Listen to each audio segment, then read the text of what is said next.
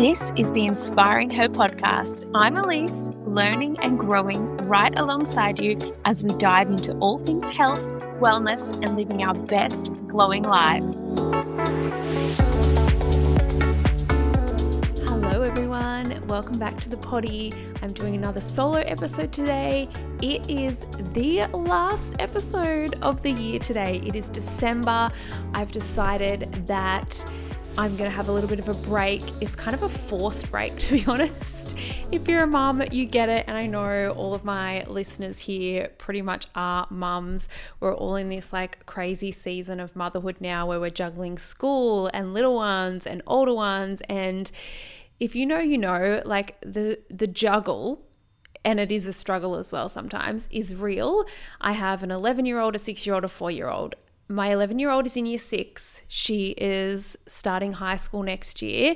And the amount of activities that we've been doing for the end of year 6, but also in preparation to go to year 7, has been insane. And that in line with the kindergarten activities, you know, it's just so much. And then Chloe, my youngest, is still at daycare.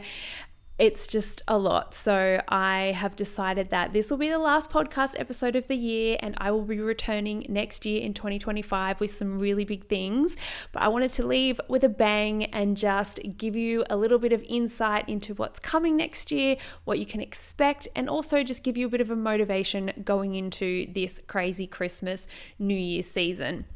So next year on the pod, it's all going to be video-based, YouTube-based. There's going to be solo episodes. There's going to be some conversations with my friends, just chats. And there's also going to be some conversations with guests who are really knowledgeable on the health and wellness, mindset, sort of inside out type of things. And I can't wait to share those with you, to give you inspiration as a woman, as a mother, just to find ways to really up-level your life and feel really good in yourself.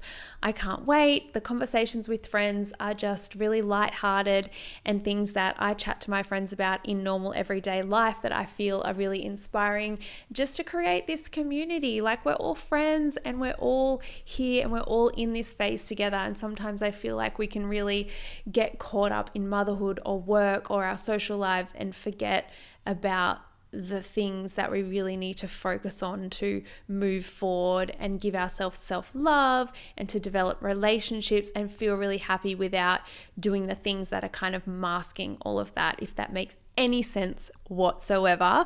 On that note, I wanted to provide you with a few tips going into Christmas to keep that motivation strong. The first one is about whole foods and food in general. I am such a believer of it all has to come in balance. So Christmas Day, go for it. Don't feel guilty. Don't shame yourself for having nights out with your friends or going to family lunches or going to friends' lunches, having drinks, having nice food. Like, you deserve it. Food is meant to be for enjoyment and creating memories alongside health and wellness. And if there is one time in the year that you should be doing that, it is now. However, I am also someone who is experiencing a lot of anxiety in this season.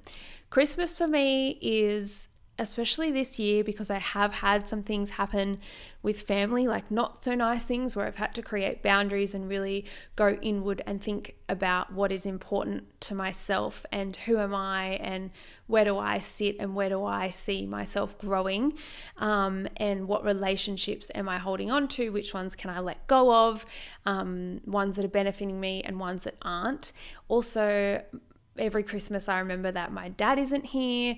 It's hard. It's just, and because of my dad passing away, there's also other people in my family that I've lost contact with. And it's just, although it's meant to be a really joyous time, and it is, and I try really hard to focus on the joy and the beautiful things, especially for the kids, I do feel really heavy. I feel like it's a really heavy time. So I just want to remind you to go easy on yourself. And when it comes to food, enjoy yourself, but don't use it as a mask or a way to like emotionally eat or push down emotions or negative feelings that can come up at this time about family and, you know, things that maybe are heavy on your heart. For me, That is what I do. I am a big at risk of emotional eating.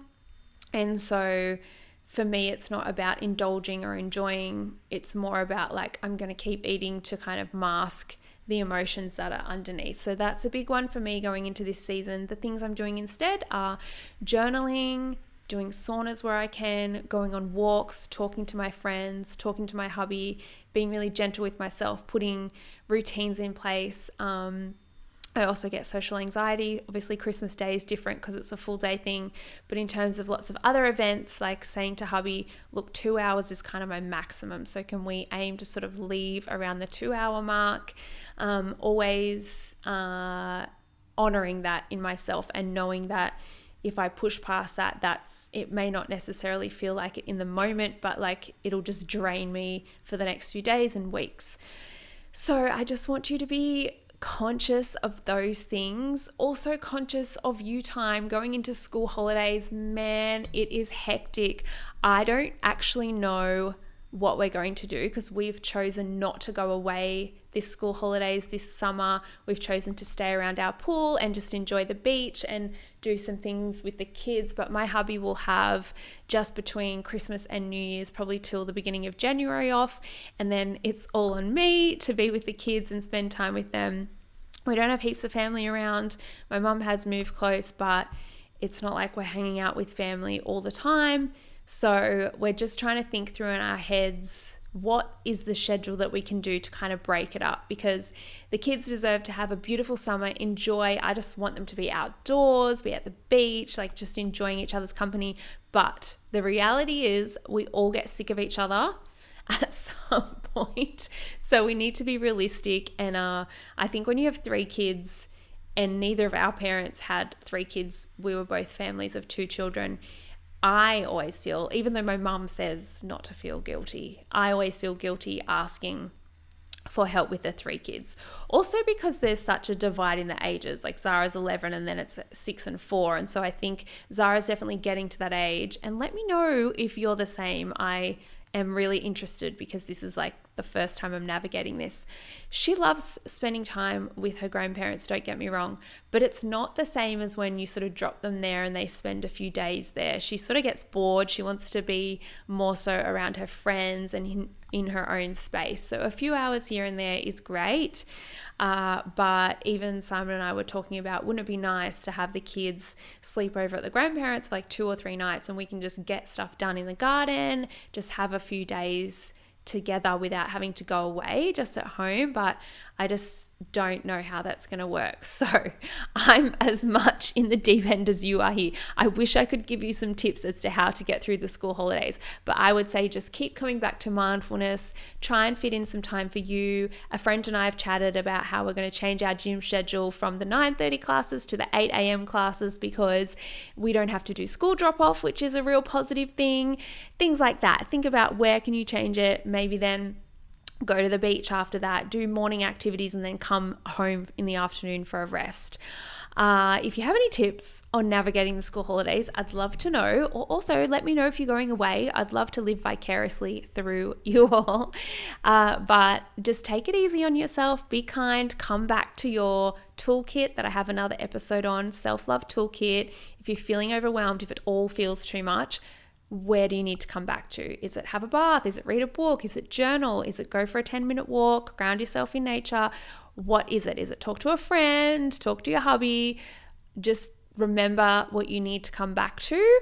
Take a beat, like take a breath, like you don't always have to answer, reply, pick up phone calls, respond straight away. One thing that really helps me is if I'm overwhelmed with the kids and it's all too much, I'm just like, can I just have a moment? Can I just have a cuddle? And then I will answer you, or then we will think about it. And it calms them down and it calms me down. And then I feel like I can come back and find a solution. So always cuddle, love. If it's overwhelming, I find that going into it, taking a breath, taking a beat, going into it with love and calm really helps, as hard as that is. And that is hard. Anyways, guys, I'm really excited for next year for the potty. I'm going to be starting off the year with some tips, 2025 tips in health and wellness, things to look out for. Also going to share an update about my health and wellness journey, some of the things that have been going on with me and that I went through in this year that have really helped me and change my perspective on where health and wellness is going. So I can't wait to share that one with you, and I will see you in the new year. Have a beautiful Christmas. Merry Christmas, my friends. Have a fun New Year's. Enjoy the school holidays, but don't forget to take it easy. And yeah, I'll see you soon. Thank you so much for being here in 2024. It has been a bit of a roller coaster with the podcast, but I assure you there's going to be really cool things coming in 2025. Bye.